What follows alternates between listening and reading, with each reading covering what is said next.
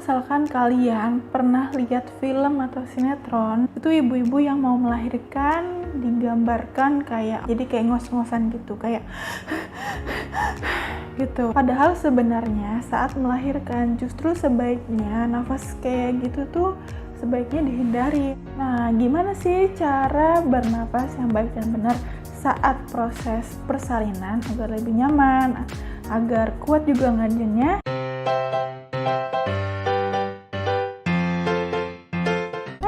Assalamualaikum, balik lagi di channel Bidan dan Bi. Hari ini aku mau membahas tentang bagaimana cara bernapas yang baik dan benar saat persalinan.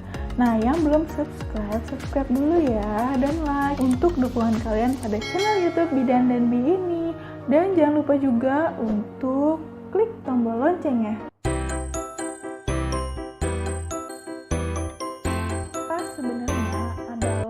Satu hal yang sudah kita lakukan setiap hari, setiap saat, setiap detik, bahkan secara otomatis. Jadi maksudnya bahkan kita kadang nggak sadar kalau kita itu lagi bernapas. Nah, napas itu juga merupakan salah satu hal yang sangat penting ketika persalinan. Kenapa sih kita harus belajar tentang bagaimana cara bernapas yang baik dan benar saat persalinan? Jadi napas itu adalah kunci. Jadi napas itu adalah kunci ya. Dimana kalau kita udah menguasai nafas kita, itu kita bisa menguasai pikiran kita. Dan kalau kita sudah bisa menguasai pikiran kita, maka kita juga bisa menguasai tubuh kita. Kita jadi lebih mudah mengontrol tubuh kita. Bahkan ada ya yang setelah mempraktekkan cara bernapas saat persalinan ini, itu akan mengurangi rasa sakit saat kontraksi. Nah, gimana sih cara bernapas yang baik dan benar saat proses persalinan agar lebih nyaman, agar kuat juga ngajennya? So, tonton video ini sampai selesai dan jangan di skip ya, oke? Jadi cara bernapas saat persalinan itu perlu banget diatur dan disadari ya. Jadi kita itu sadar betul kita sedang melakukan atau mau melakukan teknik bernapas saat persalinan itu. Jadi nggak kayak otomatis kayak biasa kita bernapas kayak gini gitu. Jadi kita tuh kayak sadar lah gitu kita harus sedang melakukan itu. Jadi itu perlu dilatih. Kalau misalkan kalian pernah lihat film atau sinetron, itu ibu-ibu yang mau melahirkan digambarkan kayak ngos-ngosan gitu, kayak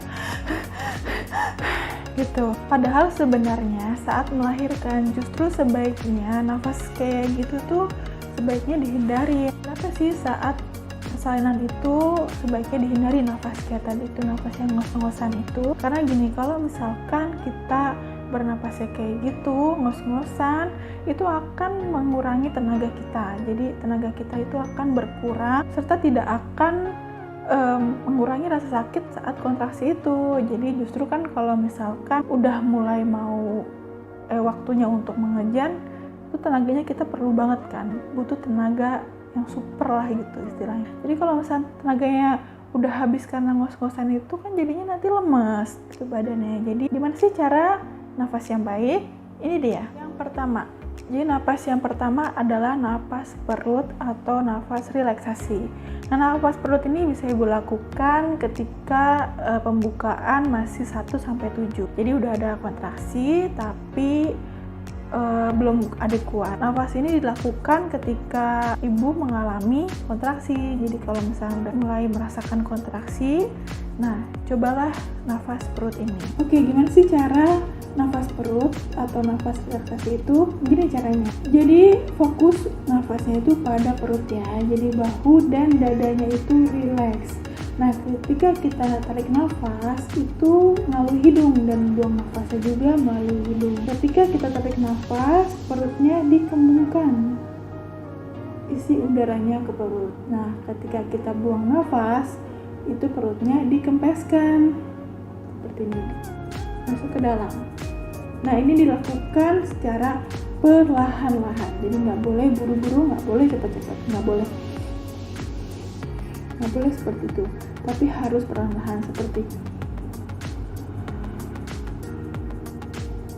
kayak gitu, perlahan-lahan ya. Dan ini ibu-ibu nggak boleh sampai tahan nafas ya, jadi dilakukan semampunya. Karena kalau tahan nafas, nanti itu akan menghambat oksigen ke bayinya, jadi nggak boleh tahan nafas. Dan selama kita tarik nafas dan buang nafas itu dihitung ya. Jadi kita contohin kayak gini. Satu tangan di dada, satu tangan di perut. Jadi tangan ini itu untuk bertujuan sebagai petunjuk. Nah, petunjuk itu supaya kita tuh udah bener belum ya melakukan nafas perut ini. Nah, ketika kita tarik nafas, perutnya dikembungkan. Ketika buang nafas, perutnya dikempeskan.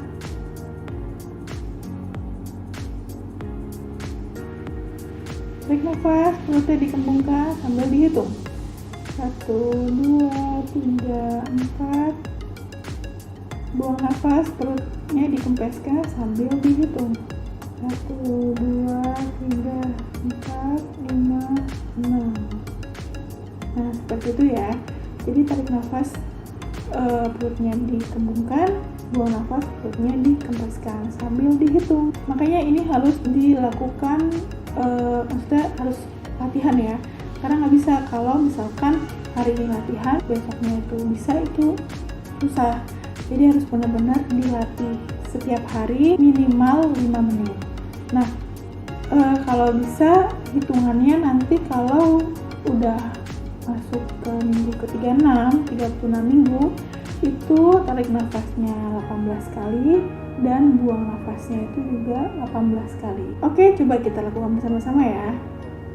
Taruh tangannya di dada, taruh tangan satu lagi di perut. Kita tarik nafas, perutnya dikembungkan sambil dihitung. 1, 2, 3, 4, 5, 6, 7. Buang nafas, perutnya dikempeskan. 1, 2, 3, 4, 5, 6, 7, 8. Nanti kalau misalkan susah sambil tarik nafas sambil ngomong 1, 2, 3, ngomongnya dalam hati aja, hitungnya dalam hati aja ya. Oke, coba kita lagi.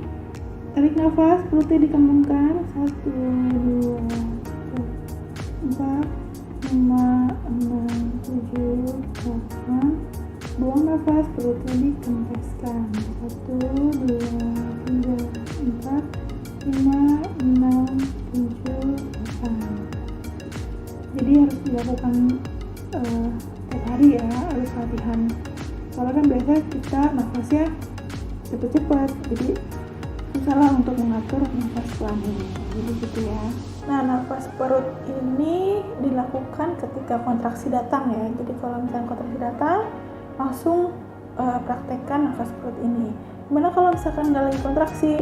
Kalau lagi nggak kontraksi, boleh melakukan nafas perut ini atau nafas seperti biasa, seperti nafas hari-hari kita biasa ini. Nafas perut itu bagus loh untuk melatih otot perut kita. Jadi ketika kita latihan nafas perut, itu otot perut kita itu juga terlatih. Jadi itu untuk mengejan sangat bagus, karena ketika kita nafas perut itu ada dorongan dari perutnya. Nah, latihan untuk nafas perut ini dilakukan tiap hari ya, minimal 5 menit. Nah, kalau misalkan belum bisa dihitung, itu ya latihan tarik nafas sama buang nafasnya dulu. Nanti kalau udah terampil baru dihitung. Nah, nanti dihitungnya itu setiap harinya bertambah hitungannya nih. Kayak aku bilang tadi, ketika udah 36 minggu ke atas, kalau bisa tarik nafasnya udah 18, buang nafasnya juga udah 18 kali. Nafas yang kedua yaitu namanya nafas tiup. Jadi nafas dimana kita meniup udara keluar. Nafas ini bisa ibu pakai ketika ibu sudah merasakan sensasi untuk mengejan, tapi pembukaannya belum 10 atau belum lengkap. Jadi sensasi mengejan itu nggak muncul di pembukaan 10 aja loh, tapi ketika pembukaannya udah lebar, kayak di pembukaan 7 atau 8, itu biasanya ibu juga udah merasakan sensasi untuk mengejan, karena kepala bayi itu sudah mendesak-desak bagian bawah, dan dia juga mendesak daerah anus, terus pembukaannya sudah makin lebar, kepalanya sudah makin turun. Nah, itu bisa menyebabkan ibu tuh kayaknya pengen mengejan gitu, tapi ketika diperiksa dalam, pembukaannya belum 10. Kenapa sih nggak boleh mengejan sebelum pembukaan 10 atau pembukaan lengkap? Karena gini, karena kalau misalkan ibu sudah mengejan sebelum waktunya, sebelum pembukaan 10 itu akan mengakibatkan mulut rahim akan mengalami pembekakan. Jadi akibatnya proses pembukaan terhambat dan berujung pada lamanya proses persalinan. Nah, juga ketika sudah waktunya untuk mengejan, sudah pembukaan lengkap, waktunya untuk mengejan, ibunya kehabisan tenaga karena kelelahan. Nah, caranya supaya kita nggak ngejan walaupun kita pengen banget ngejan adalah nafasnya pendek-pendek dan ditiup. Jadi gini cara nafasnya.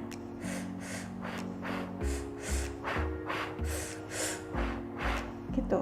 Jadi tarik-tarik, buang-buang, buangnya ditiup. Jadi kalau misalkan itu nggak mungkin bisa mengejan, nggak mungkin bisa ngejan.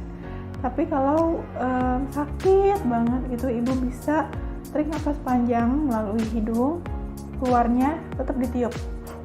Jadi kayak gitu, itu juga bisa ya, senyamannya. Jadi mau pilih atau itu sama aja, nggak apa-apa. Intinya ditiup supaya nggak ngejan. Karena kalau misalkan ibu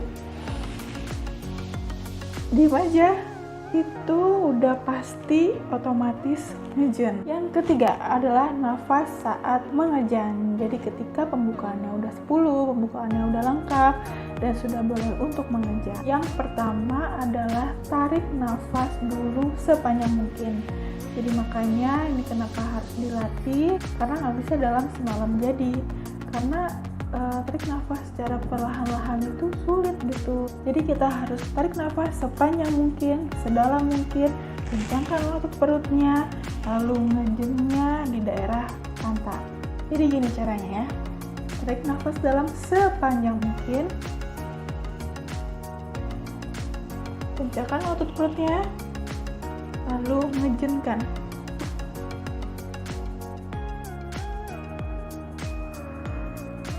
Gitu.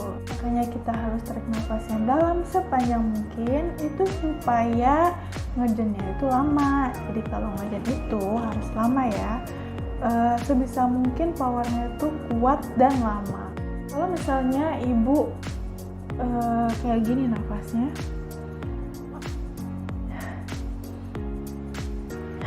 itu bayinya akan susah untuk keluar gitu. Jadi harus tarik nafas yang panjang, kemudian ngedenkan yang lama gitu, sudah ngedennya. Oke, kita latihan ya, tapi jangan ngeden beneran. Oke, tarik nafas dalam sepanjang mungkin,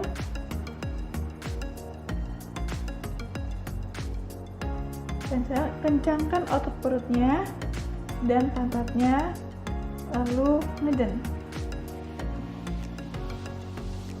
selama mungkin ngedennya. Kalau nafas sudah habis, tiup. Nah, kalau masih kontraksi lagi, tarik nafas lagi. Tarik nafas dalam sepanjang mungkin lagi.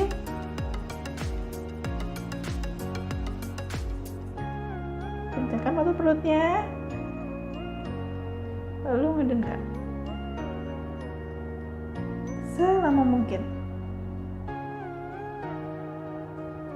Kalau nafas sudah habis, tiup.